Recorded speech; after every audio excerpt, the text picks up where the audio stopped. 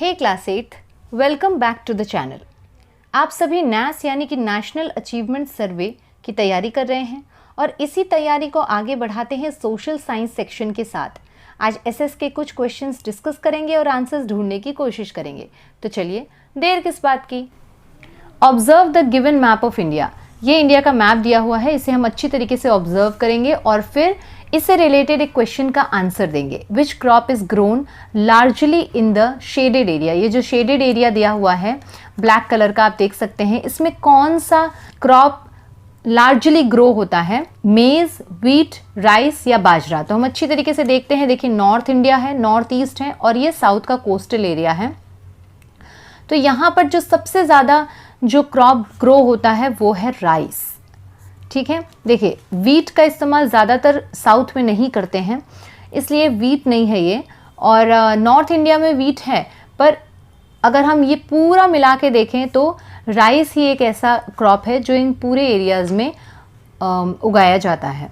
तो आंसर, जो correct answer है वो है rice. Okay, let us see the next question. If you are in the classroom and earthquake occurs, what will be your immediate action to save yourself? अगर आप classroom में हैं और earthquake आ जाता है तो आपका immediate action क्या होगा?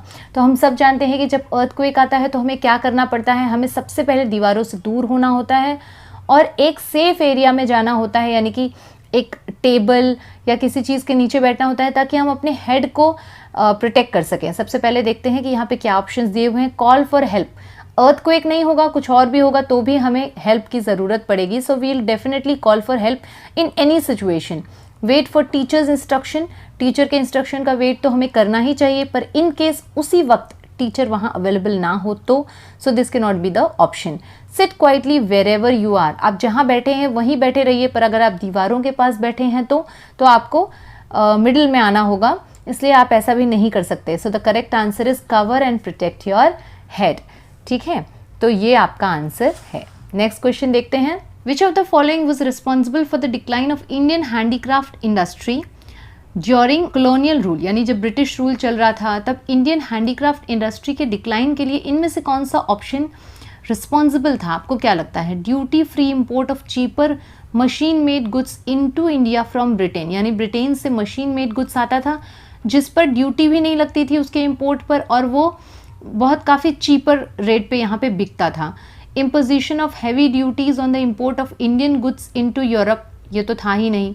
The British policy of exporting raw materials from India to Britain. Bharat से रॉ मटेरियल्स ब्रिटेन जा तो रहे थे, लेकिन यहाँ पर स्पेसिफिकली यही नहीं बताया गया है कि हैंडीक्राफ्ट इंडस्ट्री की ही बात हो रही है। Increasing tendency among the Indian elites to adopt western lifestyle. यानी जो भारत के अमीर लोग थे, एलीट क्लास था, वो वेस्टर्न लाइफस्टाइल को अडॉप्ट कर रहा था, इसलिए क्या ऐसा हो सकता है कि हैंडीक्राफ्ट इंडस्ट्री डिक्लाइन हो रही थी? तो आई थिंक जो सबसे अप्रोप्रिएट ऑप्शन दिख रहा है वो है duty free import of cheaper machine made goods into India from Britain. जब मशीन मेड गुड्स आने लगे तो हैंडीक्राफ्ट इंडस्ट्री अपने आप डिक्लाइन होने लगी, क्योंकि वो चीपर थे और ये थोड़े से उनके कंपैरिजन में एक्सपेंसिव भी थे।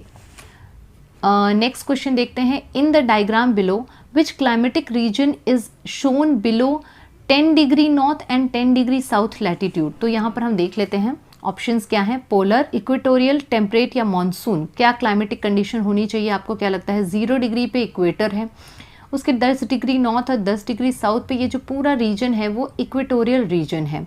पोलार नहीं है, टेम्परेट नहीं है और मॉनसून भी नहीं। हालांकि यहाँ पे मॉनसून है, पर ये जो एरिया है बेसिकली 10 डिग्री नॉर्थ से 10 डिग्री साउथ तक, ये क्या है? ये रीजन जो है वो इक्वेटर के बहुत पास है और इसको बोलते हैं equatorial region. Okay, let us see the next question. Which of the options below was a social reform in India during the colonial rule. British rule के समय इनमें से कौन सा आपको लगता है कि एक सोशल रिफॉर्म था? यानी सोसाइटी को प्योरीफाई करने के लिए कुछ रिफॉर्म्स किए गए थे, जो कुरीतियाँ थी उनको हटाने की कोशिश की गई थी। तो इनमें से आपको क्या लगता है कि कौन सा था? Reduction of voting age from 21 to 18 कोई सोशल रिफॉर्म नहीं है। इंट्रोडक्शन ऑफ पोस्टल सिस्टम हमारे लिए ज़रूरी था, पर वो सोशल रिफॉर्म नहीं था। Establishment of railways, again it was not a social reform, but abolition of Sati was a social reform, यानी कि ये जो है सोसाइटी को प्योरीफाई करने के लिए था और कहीं ना कहीं कुरीतियों को हटाने के लिए था. So it was a social reform जो कि ब्रिटिश रूल के वक्त में हुआ था. नेक्स्ट क्वेश्चन देखते हैं. Observe the diagram of soil profile. ये देखिए सॉइल प्रोफाइल देख सकते हैं आप. जो ये होराइजन ए है वो है टॉप सॉइल. सब सॉइल ये जो है वो रॉक्स हैं, ये दोनों मिला के ये रॉकी एरिया है. ये सब सॉइल है, ये टॉप सॉइल है. आपको क्या लगता है कि the most suitable layer for cultivation of crops is? Cultivation of crops के लिए इनमें से सबसे सूटेबल कौन सा जो जोन है वो है? तो हम जानते हैं कि सॉइल का जो टॉप सॉइल होता है वहाँ पे ही क्रॉप्स उगते हैं, प्लांट्स उगते हैं. इसलिए टॉप सॉइल जो है वो सबसे ज़्यादा इम्पॉर्टेंट लेयर है फॉर कल्टीवेशन ऑफ क्रॉप्स. उसमें ह्यूमस होता है, पर सब सॉइल में ह्यूमस कंटेंट थोड़ा कम होता है. सो इसलिए जो the most suitable layer for cultivation of crops is layer A. तो ये ऑप्शन हमारा सबसे करेक्ट ऑप्शन है. ओके, सो नेक्स्ट क्वेश्चन देखते हैं. Observe the given diagram of a river. ये एक डायग्राम दी हुई है रिवर की और हमको आइडेंटिफाई करना है ये क्वेश्चन मार्क वाला एरिया, यानी ये वाला एरिया. हमको बताना है कि क्या ये एक ऑक्सबो लेक है, डेल्टा है, वाटरफॉल है या मियांडर है.